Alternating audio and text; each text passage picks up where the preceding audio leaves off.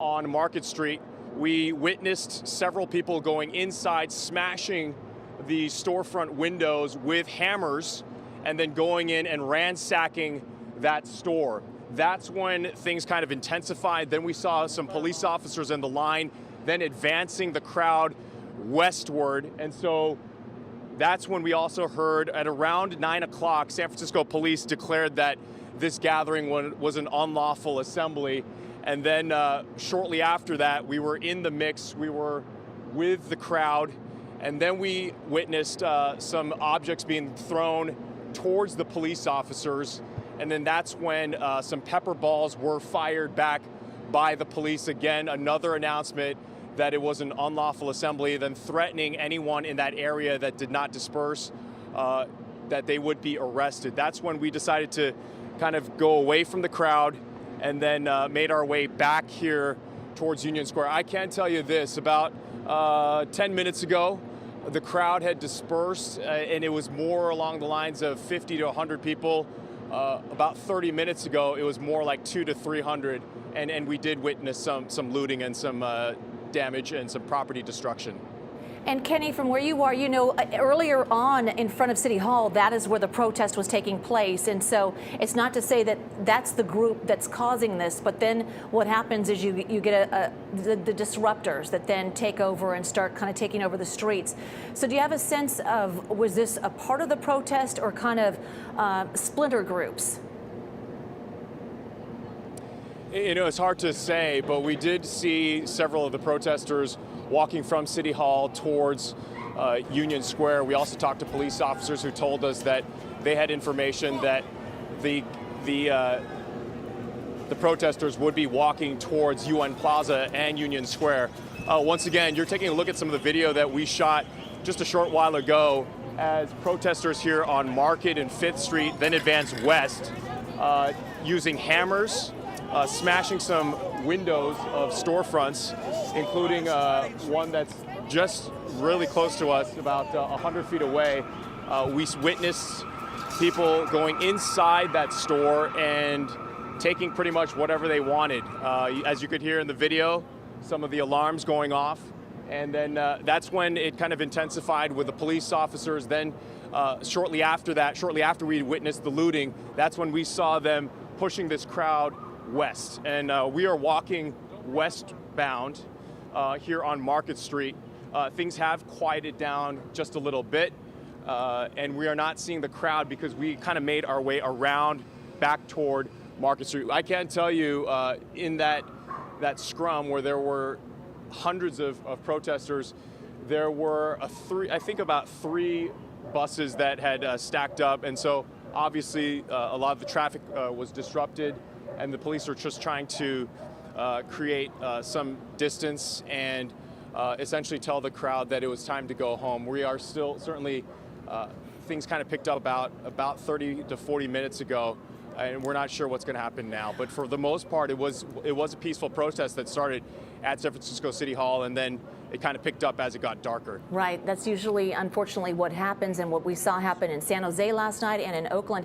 And that video that you just showed us, that was inside the Target, and you could see the smashed windows, you could see the shopping carts overturned, and then people going inside almost like a free-for-all, just going in and grabbing what they could and running out of there. And police were just feet away. And I think what Dahlin was explaining is their, I guess their tactic and their mode of operation is not to take an aggressive stance, just to get the looting out of the area and protect the people, you know, the passerbys that are there. Because they're obviously not making arrests and they're obviously not preventing the smashing and the looting that's happening. Yeah, and Julia, for the most part, it's not all these, for the most part, the protesters have been very peaceful. We just witnessed a few people going inside some of the stores that and the windows were smashed. But for the most part, peaceful protesters. And there have been some people, we witnessed some people being detained. Our photographer Miguel is right here. Just beyond in the distance, you can see someone seated there. Not sure what he's being detained for, but around the time when we saw some of the windows being smashed, shortly before 9 o'clock. Shortly after that, we did see this person being detained by San Francisco police. But it certainly has been an active scene and certainly a large police presence here at Union Square. Obviously, yeah, you're along Market Street right there. And Kenny, do you get a sense, I mean, if for people in that area, obviously it's quieted down, so it's almost like you have this rush, and that happened in Emeryville where there were, you know, dozens of people running in and taking over and then scattering wherever they may go. So they kind of operate pretty quickly within like a 30-minute span. Yeah, that's pretty much what happened here as well. When we arrived at Market and Fifth, we had heard some reports of looting and some property destruction. And when we got here, it was still the police line had maintained, it was stationary at Fifth. And then shortly after that, things started escalating, and you had a line of policemen slowly making their way westbound. And they certainly gave the protesters notice. We were right in front of that police line, and we were, you know, next to several protesters. I would say maybe about 50 protesters, and there were only a few people who would stand right in front of the police officers, but we never saw a confrontation. We never saw the protesters getting in their faces. But after the police declared, after SFPD declared that the assembly was unlawful, that is when we noticed, I saw, my cameraman saw, we saw objects being thrown at San Francisco police officers, and that's when it scattered. That's when the crowd scattered. We heard a loud pop, and so we saw the crowd running farther west down Market Street, and that's kind of when we decided to kind of leave that area. Okay, and what was that noise we just heard? Was that anything? Not sure. Okay. We just saw a line of police vans turning onto Fifth Street from Market to Fifth. That loud banging that you heard, it's not right where we are. Right, but so loud enough to hear it. I don't want to speculate on what that was, but you know, there've been loud sounds throughout the night. Right. You know, Kenny, that is exactly what happened last night. Well, first of all, in San Jose and then in Oakland, you'd see these protesters kind of starting to taunt law enforcement. And then once they declared an unlawful assembly, that's when they took a more proactive stance rather than de-escalate. That's when they said, all right, we need to curb this and kind of get matters into our own hands and make sure that we protect the community. All right, Kenny, we're going to circle back with you, and we're going to go back to Emeryville. So thank you so much, and stay on the line because we'll definitely come back to you. Let's go to Da Lin. I believe he is on the line with us now in Emeryville, where we saw a significant amount of looting going on. Da, are you with us? Yeah, Juliet, I'm with you right now. I'm actually giving you a live picture of a mob that's in front of Lens Crafters here in Emeryville. It is a few doors away from Ross, where you guys saw the chopper footage. Again, this is a live shot. We are currently inside our van just to kind of stay away from all of that stuff because it gets very dangerous. That mob has been trying to get into that Lens Crafters for the past 15, 20 minutes. It's got a very sturdy metal gate behind the glass door. They broke down the glass door and the glass windows, but they just have not been able to break through that metal barrier. And so they've been struggling. I'm assuming they're trying to get some free glasses and some expensive glasses. Not too far away, just a few doors down, Shannon, if you can pan over to Bethmo, a bunch of looters are inside Bethmo right now carrying boxes and boxes of liquor and wine and alcohol. Still a lot of people. You can probably see it right there. I'm looking at the same video that you're looking at. People are coming out with boxes of liquor right now.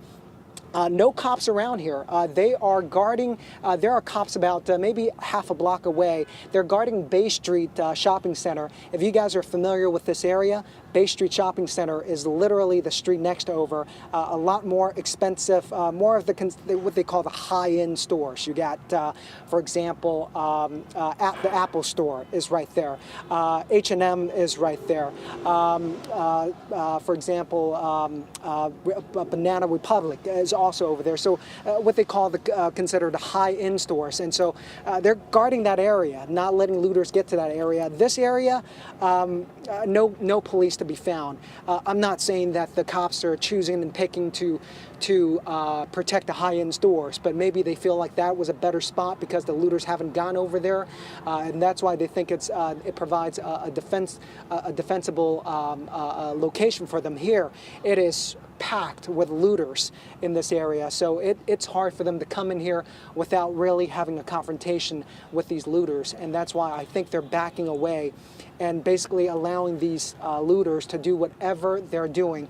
There's a Joseph A. Bank, heavily damaged, suits, ties, cufflinks, gone, guys, all gone. I mean, they have emptied out everything. There is a Sprint, gone. There's a Metro PCS, phones gone. I mean, people are running out. Interestingly, saw people running out with bags, Sprint bags with boxes of phones inside those bags. And not too far away, I saw a cash register, empty cash register on the ground in the parking lot. Of course, all the cash has been taken out by the time we saw the cash register. So it is a very sad scene to see what's happening here. Again, the cops are still over at Best Buy. They're guarding Bay Street. You're looking at a lot of cars just kind of driving out. So these cars are basically just going from one shopping area to another shopping area, loading up, and then just leaving. I mean, it is a madhouse right now. It is a sad scene, Juliet. Yeah, it's a grab and go, and you know, we should mention that all of these stores there have been temporarily closed because of COVID, and so it's not like they were filled with customers or anyone. These looters are essentially busting in through the glass doors, going in, taking what they can, filling up shopping carts, and then, as you're saying, obviously they have a standby car to put all the items in and then bolt out to the next area. And it really seems like they kind of do a hit and run where they're in the area for no more than 30 minutes or so, and then they kind of hopscotch to another location, because we've seen so many. Even in your list, you talked about Ross and Best Buy, the Nordstrom area, Men's Warehouse, Lane Bryant, Bevmo. All of these areas hit in Emeryville. It's just ongoing.